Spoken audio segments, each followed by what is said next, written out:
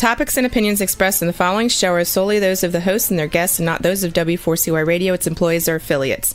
We make no recommendations or endorsements for radio show programs, services, or products mentioned on air or on our web. No liability, explicit or implied, shall be extended to W4CY Radio or its employees or affiliates. Any questions or comments should be directed to those show hosts. Thank you for choosing W4CY Radio.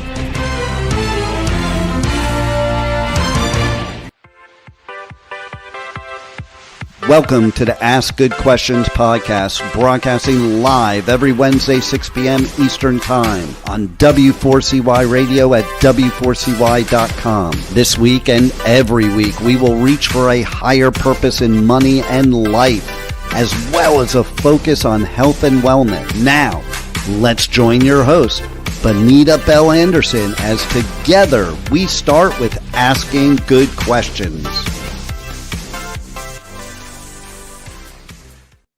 Hello and welcome to the Ask Good Questions podcast. So excited that you're here today. We have a wonderful guest today that is going to enlighten you with some very important things that sometimes we might even not be thinking about. So with that, I would like to invite my guest to the proverbial podcast stage. Her name is Linda Grizzly, like the bear, right? That's right.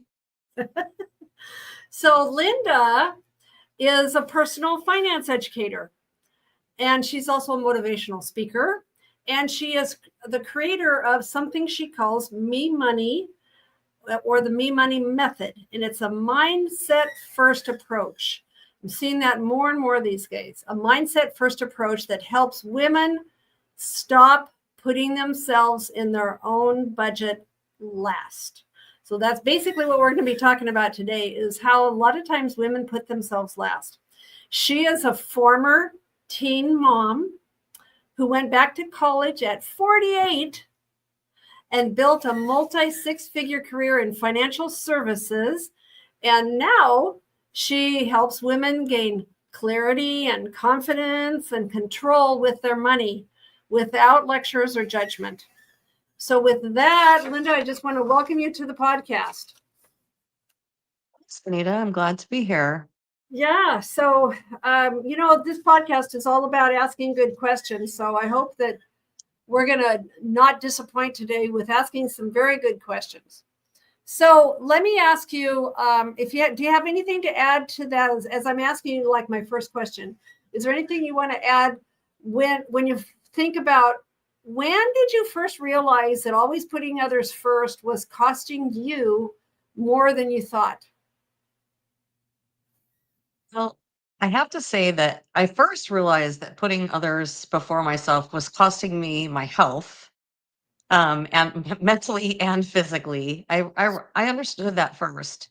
And I think that came about during COVID times when I was trying to juggle everything. I had two elderly parents that I was partly taking care of. It was complicated and it was just a lot. Like, I had a lot going on. And there was one point in time where I ended up hanging up on my mother on the phone. And my husband was like, "What is wrong with you?" And I was like, I was dealing with my dad. Like I said, they're separate. I was dealing with something with my dad, and like he had been in this accident, and like it was just, everything was just way too much. Yeah. And I realized at that point that I was putting everyone else before me, and I was trying to do it all, but I still wasn't taking care of myself. So I think that's when I realized, like mentally and physically, what was happening. But it wasn't actually until a little while later that I realized that I was putting everybody else before myself financially as well. Um, and that actually came about in a completely different way than you would think, because it came about because I put my husband on a budget. And I can tell you more about that story, but I don't want to just start talking and take you completely off track just yet. So I will stop there and let you ask me the next question.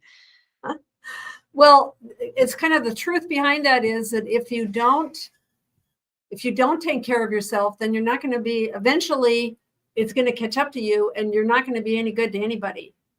So that is a truth that I have learned again and again and again, that you have to take care of yourself first. So tell me this, what do you think are some of the subtle warning signs that you're giving too much financially or emotionally, where you suddenly realize that you're on the way to burnout? Well, I think like physically and mentally, the signs are there. I mean, I knew they were there, and most people know that they're there. They just don't do anything about it until something happens. And that happens with a lot of people in the workplace too, like burnout in Yeah. the workplace. Like Yeah. they know it's there, but they just keep pushing through. And I can tell you that I've talked in the last 6 months to probably 5 different people, women, who in the workplace ended up actually in the hospital from stress and overwork and just everything that was going overwhelm, everything that was going on in their lives. Not necessarily that they've ended up in the hospital in 6 months, but in the last 6 months, but people that I've talked to in the last 6 months, like it's more prevalent than you would think.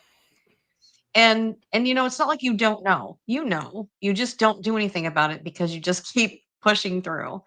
Yeah. Uh, yeah, so it's really it needs to be talked about more because we need to know that we're not alone and that this is happening and that we need to do something about it before those types of things happen.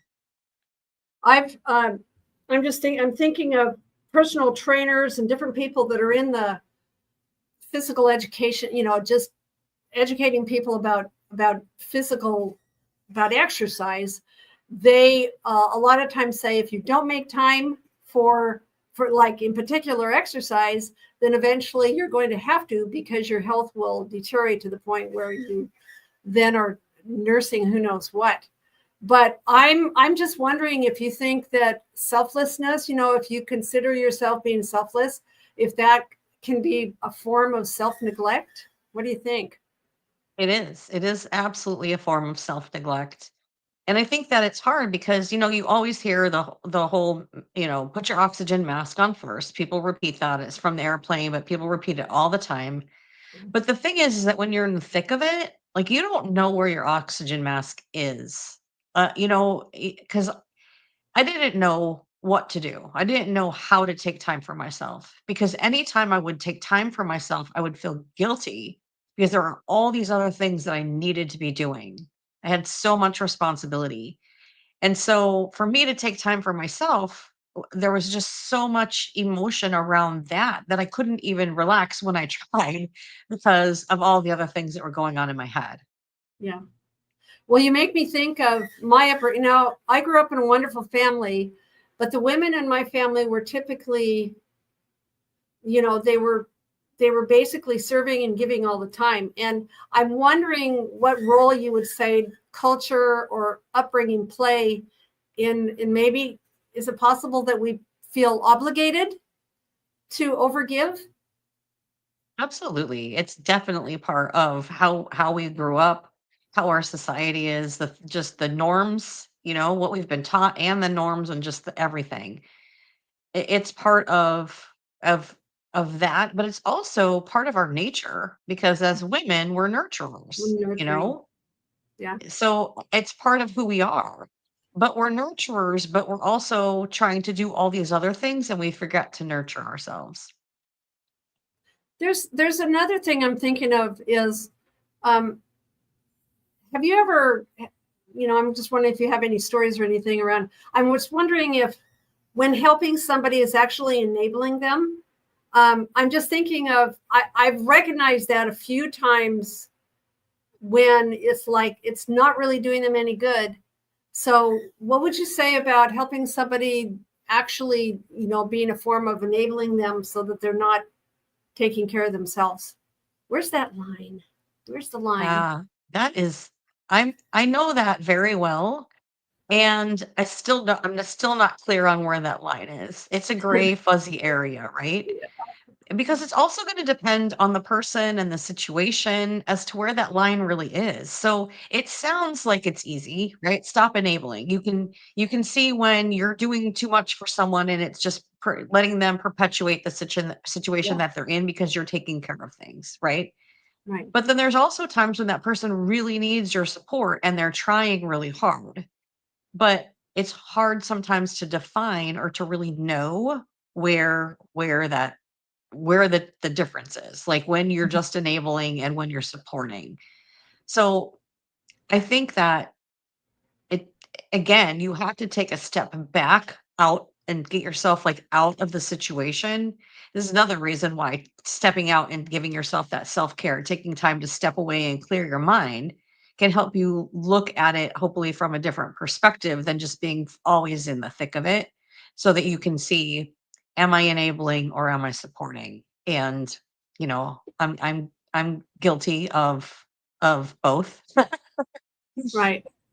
Well, I'm not going to go into the story, but I'm thinking of two sisters in my neighborhood who are taking care of their father as well as an auntie. They're both, and the auntie's husband has died, but these two sisters are taking care of both.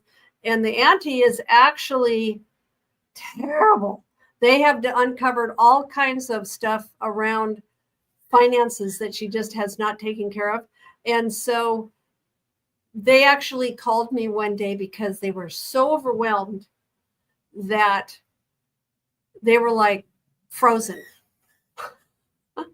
So I came in and I looked at the big situation and just sat down with them and just listened and was going, okay, so why don't you do this and do this and do that and try. And so they were very grateful just for a little bit of support and someone on the outside to talk to.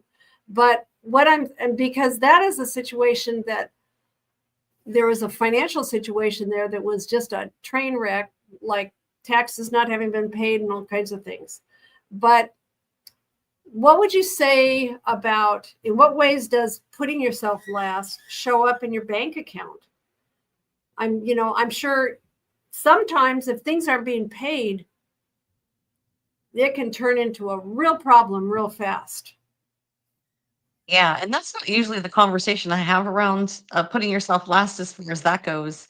But I think that the having the things not being paid and not having not having taxes filed and bills paid is actually more common than people realize, of people that are getting older, right?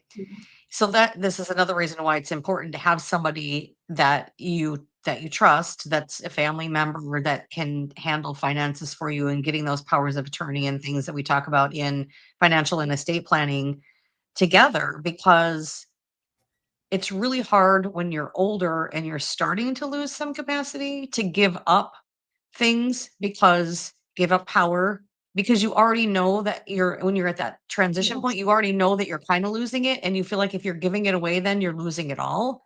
But if you can give someone that power before you start to lose capacity, it's actually easier to give that power, not that they're going to do it right then, but give them the ability to have the power later when it's needed to take that on.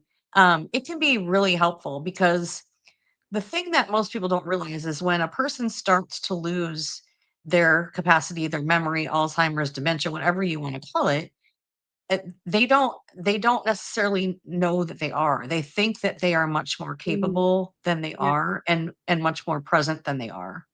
Um, and you can't tell them that they're not. Right. One of the, I've got a couple of professional designations, and one of them was a whole section on as we get older and seniors losing control. And so you're making me think of this whole thing that I went through in this training. But it's really true, because I've seen it in my own family.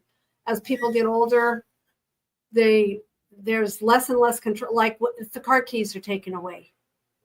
And then, and I actually had to tell a client not too long ago, you need to get your kids involved in helping you with your finances, because he was forgetting things.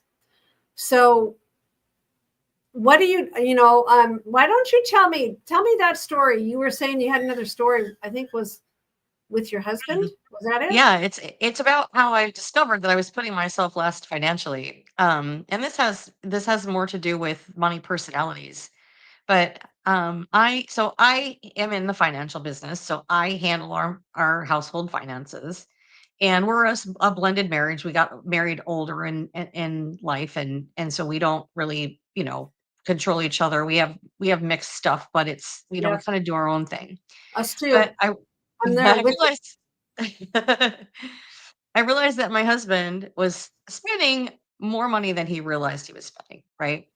And I was like, you go on this trip, you go on that trip, you do this, you do that. And he's like, it's not that much, I get a cabin with the guys and like, it's, we split it and it's, and I'm like, yeah, but you've got to pay for your boat and your boat insurance and your gas and your fishing stuff. And like, it's a lot. So I said, I'm giving you a budget. Like I'm just putting you on a budget and you get this much money. Each paycheck is yours and you get to spend it however you want. And but you have to save it because you need to pay for the trip later. So you have to like live within your means within this budget. Simple, absolutely super simple budgeting, like just this one little piece of it. I'm not even, talking about the rest of it, just one little piece. And the whole point of it was not to restrict him, but it was to make him see how much money he was actually spending. Yeah. Right. So we did this for a couple months and I came back to him and I said, oh, I forgot to say, he asked me, are you going to put yourself on a budget too? And I said, sure, I'll give myself the same exact budget, same household, same lifestyle, whatever, same thing. So I'll do the same thing. He's like, okay. So I came back to him a couple months later. I was like, how's it going? And he said, it's fine. And I'm like, fine. What do you mean by fine? And he's like, it's okay. And I go, well, do you feel restricted? Do you feel like it's not enough money? How do you feel? He's like, oh, he's like, I feel fine. And he's like, I'm making better decisions. I'm like, oh, tell me more. And he said, well, like for instance, I saw this golf shirt that I wanted. And normally I would just buy the golf shirt, but he has a whole closet full of golf shirts. And he's like, but I thought about it and I was like, if I buy this golf shirt, I won't have this money to put towards my golf trip. So I'm not going to buy the shirt. I'm just going to save it for the trip. And I said, well, do you feel bad that you didn't get to buy the shirt? He's like, no, I don't need the shirt.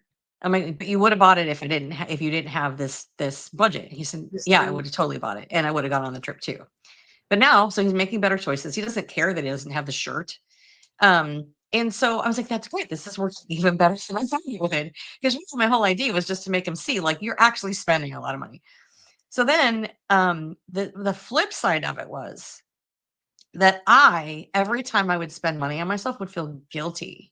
I would just be like, oh gosh, I shouldn't buy that because, I'm the planner, I'm the saver, I'm the one who's like, this should go, this should replenish my emergency fund that we spent on the windows for the house, or this should go into my retirement fund. Like I shouldn't be spending this. I can't afford to go on a girls' trip. All these things I was telling myself, but I was the only one telling me that. Yeah. So now I had the same money and I'm using like these little packets of these samples of this stuff I got for face cream for facials that I picked up from this little store. And I'm using it. I'm like, oh, this stuff is fantastic. And I'm like, I would never spend this much money on myself. And then I'm like, wait a minute. I have the money. I have it set aside. It's my money. It's my me money. This is where me money came from. I can buy this. Yeah. And so I bought it. I bought the whole thing. I bought like the day and the night. And I spent like what I was like, this is a ton of money. But it was my money. It was already set aside for me. And I didn't have to answer to myself. I didn't have to answer to myself because it was already there.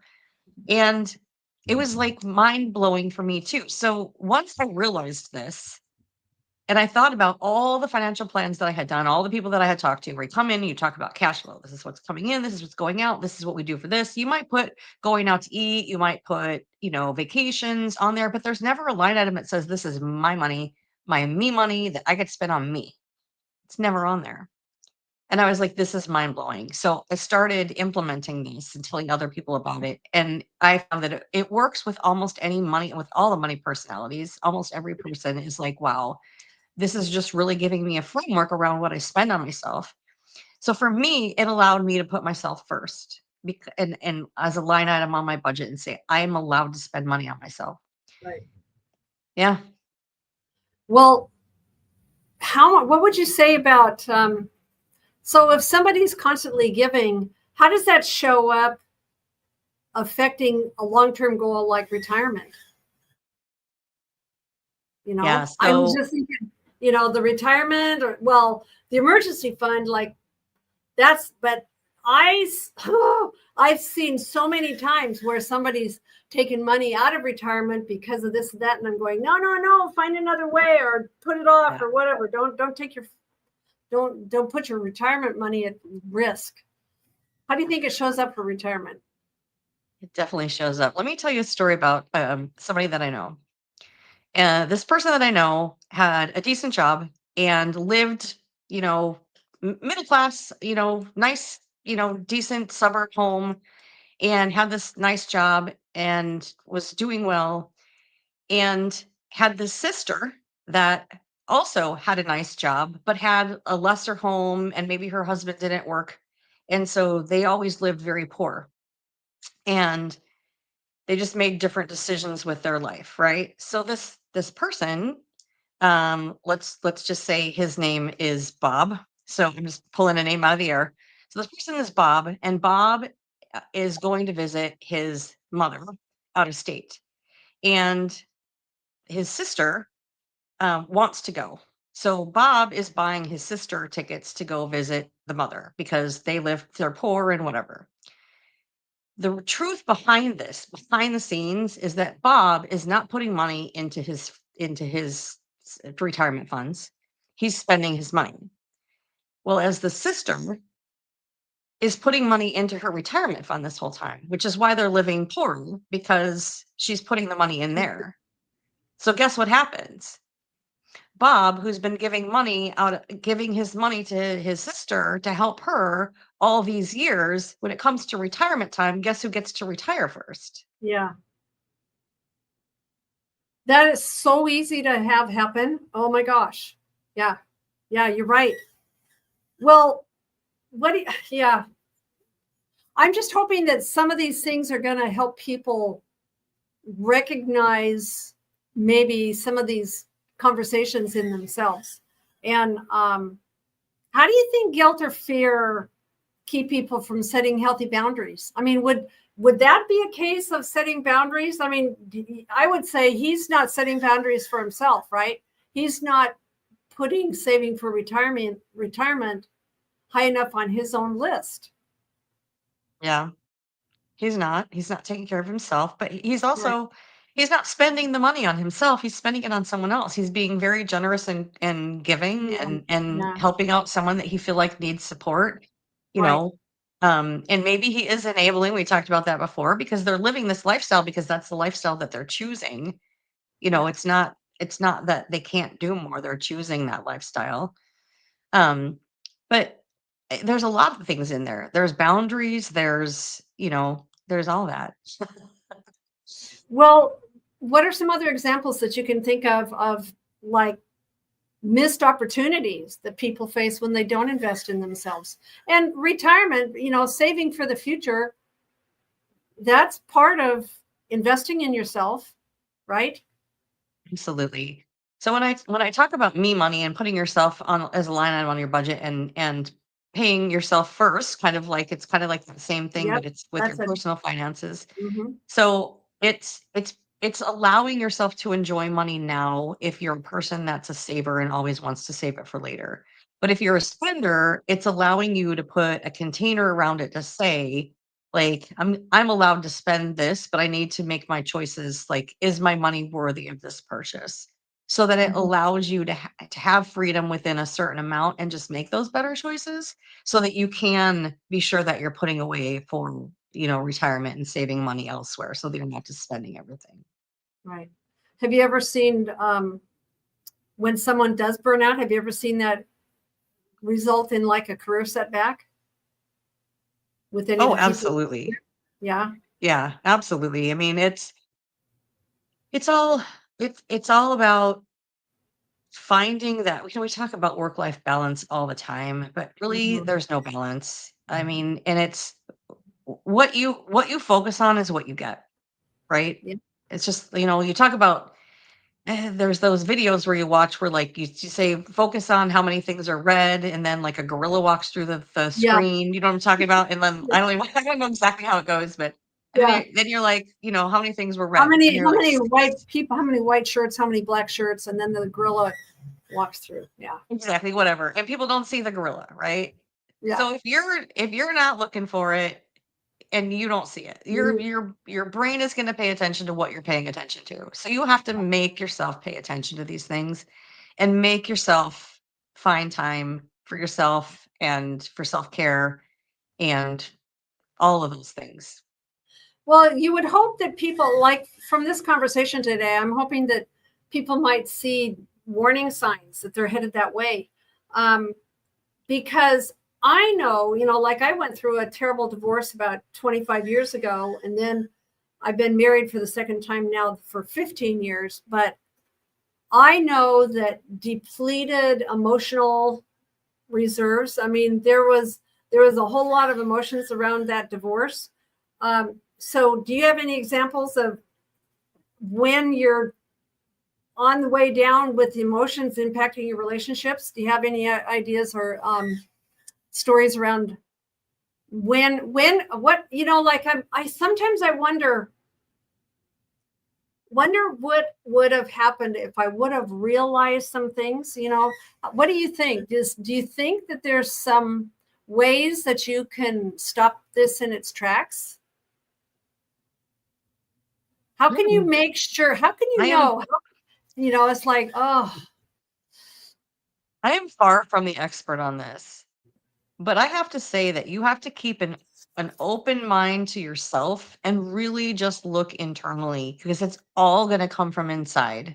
And you have to really think about how you're thinking, how you're feeling, why you're feeling it. And and and sometimes, you need a coach or a therapist or somebody to help you work through that, to figure that out, because sometimes you can't do it on your own. You need someone to talk to you about it. Right. Like, I talk about money stories and money mindset and all that stuff all the time. And just a couple of months ago, I was having a conversation with someone and they asked me one question and I answered it and I was like, light bulb, because I was like, oh my God, that just explains something to me about something in my life that I hadn't even thought about yet. But because I'm so used to now thinking about things like that, as soon as those words came out of my mouth, I connected the dots. I was like, that's why I'm doing that. And that's why, because I'm telling him a story about something that happened in my childhood. And I was like, okay, that's exactly why I'm doing what I'm doing. It's just, you really have to just get inside your own head and start understanding what makes you tick. And most people don't do that. Right. I think for me, it's taken a lifetime of trial and error, going to programs, just doing all kinds of different things. I remember right after my divorce and having to restart myself financially and all that, going to a therapist. And all I wanted to do was throw the garbage can at him, because he was like, well, how do you feel? And I'm like, I feel like I'm angry. Yeah. So, Yeah. let's talk a little bit about how you can take back your power. The first thing I'm thinking of is, what's the difference between generosity that's healthy and generosity that's harmful to you? Wow, you are asking good questions. That's a really good question. I don't think that, again, like, I hate to say this, but there's not ever a one good answer for everybody. But I feel like as long as you are aware of your finances, I mean, you know this, you work in finance, like as long as you know where everything is going and that you have all the right things and you have a strategy for your giving, whether it's to your sister, whether it's to whatever charity you want, or whatever it's for, as long as you have a strategy and something behind it so that you understand where it fits into your overall picture, that's what's important. Mm-hmm. What do you think are some, so if somebody says, oh, I need to make some changes, what would you say are some practical ways to set boundaries for yourself without feeling selfish?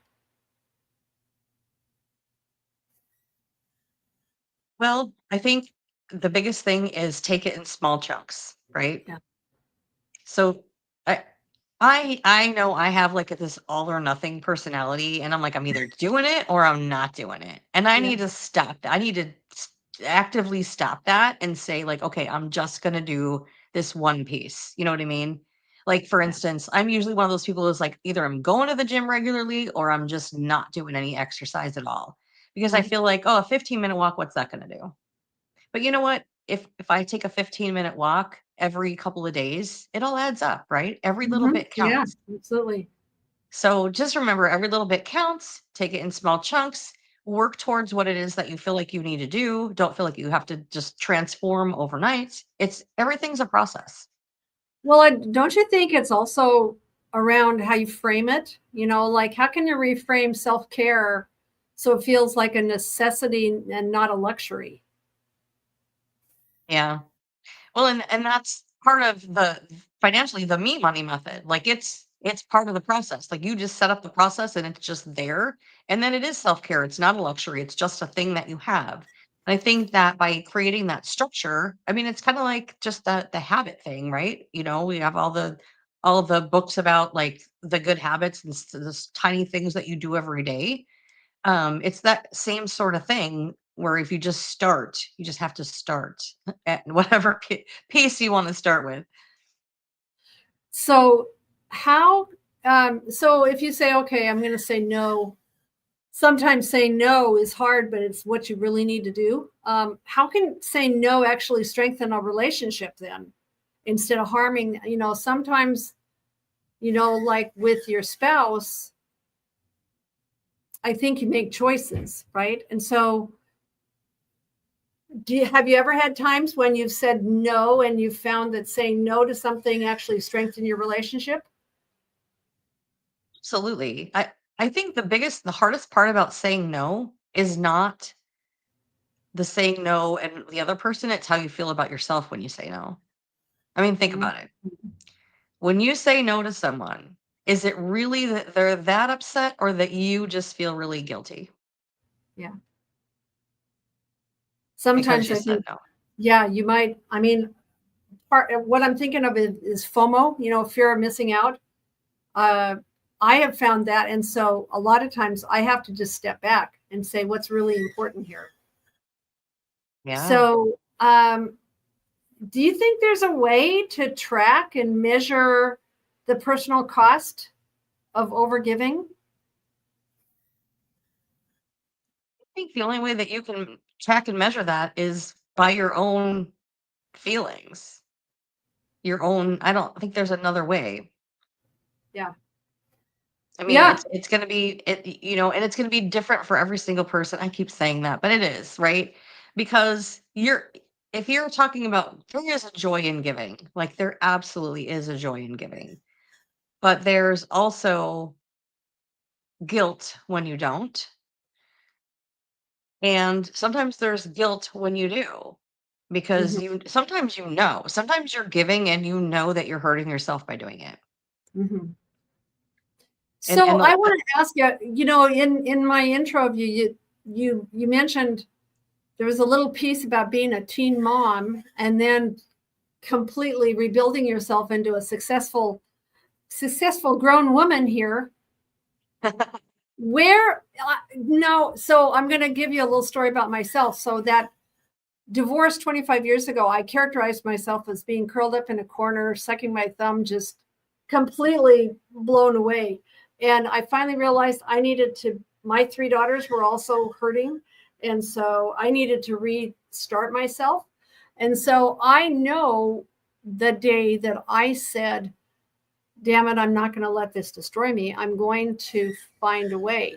And that was the point where I started rebuilding my life and I had to, completely redo my finances and everything. yeah. So, do you tell me a little bit about that process? I mean, if you were a teenage mom and then how did you go through your process? What do you think when you step back and look at your life? I made a lot of bold moves in my life. Being a teen mom was one of those. I mean, deciding to have a child at 16 is a huge bold move. And I didn't think of it that way then, right? Because everyone looks down on you and everyone, Yeah. is like always questioning you. And then even as you get older, when you meet people and you're like, "Oh, this is my daughter," and they're like, "How old is she?" And then they're like doing math. You can see them doing. I Yeah, can't you tell you can how see many me times I doing saw people doing math. Then, that's crazy. But that was a bold move. And I look back at it now and I'm like, hell yeah, that was a bold move. And like I'm like, I should be super proud of that. And I am. And then, I did get married, and then I had more kids, and then I was a mom trying to hold everything together. And then I got divorced, and I did the same as you. I had to rebuild. And I'm at that time, I'm not in the financial services business. I'm talking to my husband's financial guy and the CPA that he's been working with, and they won't talk to each other. And then nobody's giving me any answers. Nobody cares about me and my piddly little money. We're like So sisters in this.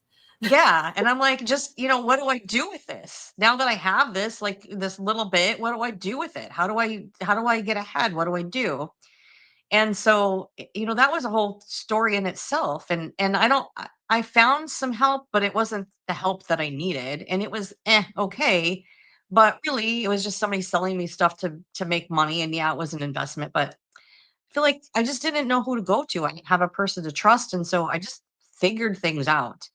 And that's one of the reasons why I'm so passionate about financial wellness and talking about finance and getting the message out that there are resources out there for people, so that they aren't like you or me, just because I'm sure you probably were the same way, just like trying to figure it out on your own. I mean, did you have Well, I people didn't that were have supporting me. you? I didn't 25 years ago, I didn't have somebody that was like me. Right, exactly. I felt I didn't very either. much I felt very much alone. Yeah, absolutely. And so that's one of my goals, is to make sure that people aren't alone when they're going through that stuff. But yeah, and I mean, bold moves, yeah, walking away from a 23-year marriage after, I was 45 at the time, so over half my life I was married by that Yeah. point. Yep. That was a bold move. I didn't know what I was doing. I had to recreate myself, decided to go back to school at 48, get my bachelor's degree, and then still didn't know what I was going to do. And things just came about in, the way they came about. But when I look back, like every bold move that I made, and every obstacle that I overcame, and every like opportunity that I thought I lost, actually was was a good thing, was a silver lining to help me get to You where I can, am. yes, you can look back and you can say, oh, that actually was, yeah, you can see Yeah, it, can see can't it you? in hindsight. Yeah. Like there was this So, job that I wanted it so bad, and I was like one of the yeah, top two, and they were making me do like all these different interviews, and I'd had to do a presentation. It was like between me and this one other person, I was much more qualified than this other person. And the other person got the job, and I was like devastated. But that was right before I got into the career of financial services. And I was like, thank goodness I didn't get that job. Thank yeah, goodness I did not get that job, yeah, because I would still be stuck in that in over there in doing that thing and not making, the money that I wanted to make, that I deserved to make, and I'd still be yeah. undervaluing myself, and I wouldn't be helping the people that I'm helping now. We're not really talking about purpose today, but that's one of the things that I do a lot of with financial education, is talking about what's your purpose for your life. And that was what I had to do way back in the day, when I was like, where am I going? What am I doing now? And so what you're really talking about is really finding that. And I think that those that can find a purpose in their life that really gives them joy, it can really help. So Absolutely. we're running out of time. It always happens. Oh my So what small steps, for those that are listening, that are thinking about this, what small steps do you think you could take to start investing in yourself, both financially and emotionally? I would say the one thing that I would tell anybody to do is to think about where they want to be in the future, whether Yeah. that's financially or with a job, or in their personal life, whatever it is. Think about what that is, and then take at least one small step every single day towards that goal, Yeah. whatever it is. Even Yeah. if it's sending one email, Yeah. or making one phone call, or spending an hour researching something, you know, um, just do something every day to work towards that version of you that you want to become. Right. Right. And don't beat yourself up, I would say. Give yourself credit. Celebrate those little teeny tiny wins, right? Yes, give So, yourself the same compassion you would give somebody else. Think about yeah, if it was your best friend or your sister talking to you and saying, yeah, "This is where I'm at, this is whatever." Give yourself the compassion you would give them. right, right. Well, can you think of anything else about break, like somebody's going, oh, I can see myself in this. What would you say would be some strategies to help break the cycle of always putting yourself last? Maybe saying no more. Saying no more, setting boundaries. And boundaries, if I could get into a whole other spiel about boundaries, and I don't want to do that because we're running out of time, but look up the real definition of boundaries, because boundaries sometimes aren't what you think they are. Mhm. Sometimes you're thinking about setting boundaries for other people or other things, but really you got to set your own boundaries. Right. So, well, talking just a little bit more about boundaries, how do you think you can involve family and friends in supporting? So, if you're saying, okay, I'm going to have these new boundaries, I'm going to have new ways of being. How can you get those that are closest to you involved in supporting you? What do you think? Communication is always the answer to almost everything. Communicating, but that doesn't mean that they're going to understand or that they are going to be supportive. It doesn't mean that. And you know what? That's okay. It's not their life, it's yours. Yeah. Well, how do you think you remind yourself? I mean, I can tell you so many times when I've like restarted, but restarted, but every time I was a little bit further ahead and I didn't realize it. But how can you remind yourself, that you are making progress and that taking care of yourself? What would you say would be strategies around reminding yourself to take care of yourself so that you can benefit those that you need or want to give to? Every day is the first day of the rest of your life. You get a fresh start every day Yeah. to do whatever, right? That doesn't mean that your past is erased. It means you've learned from your past and it's a stepping stone to your future. Yeah. Everything that you do is about becoming the next best version of yourself. So even if you have setbacks, all those times you restarted, all the times I restarted, those were all parts of us becoming our next best self. Yeah. Yeah. Well, we are going to run out of time, but I would love to have you. Can you summarize the Me Money method and just Yes. exactly, how what it is and how it came about? And you Yeah. talked a little So bit about how it came about, but just maybe talk a it, little bit about what yeah, it is. it came about because I put my husband on a budget and then I put myself on the same budget. It was mind blowing for us because we both were able to, it leaned into our personalities, and that's the key part of it, because it's a financial strategy, but it's a mindset shift because it takes your money personality and it gives a framework to it. So that's why it works with any money personality, because there's a framework to it. It's taking a set amount of money and putting it aside just for you, and then that's the money that you can spend on yourself and you don't answer to anyone. If you want to buy it, you buy it. It's your money. You can't go outside of that though. You have to live within your me money means, but you don't have to answer to for me, I didn't have to answer to myself. So, and for my husband, he was just making better choices, right? Yeah. So, depending on where you fall in your personality, that's the key shift to it, is that it gives you a type of abundance rather than restriction, because you get to make the choices about what you value. Is this worthy of my money or not? And for instance, I was a person who could justify paying $10 for 10 different things at 10 different times, but I wasn't going to justify spending $100 on myself.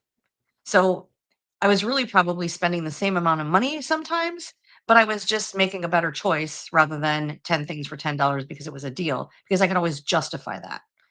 Well, I think you're talking Because, about awareness. yeah, it is awareness. You're right. Yeah. Absolutely. So it's an online course that you Yeah, take? there's an online course I have, and it's pretty simple, and there's an easy way to do it, and then there's like a more complicated way to do it that talks about like how to figure out your cash flow. And it's all in the course. And you can figure out your money personality in there and just understand a lot more about yourself. Okay. Well, on my website, I always have this thing that I have about information about guests. And so there will be information on the website about where to find Linda and links to all of her cool stuff. So with that, Linda, the time is gone. Crazy. No, it went by so fast. I know. Thanks so much. So thank you so much for joining us. And thank you so much for joining the Ask Good Questions podcast. And we will see you again next time.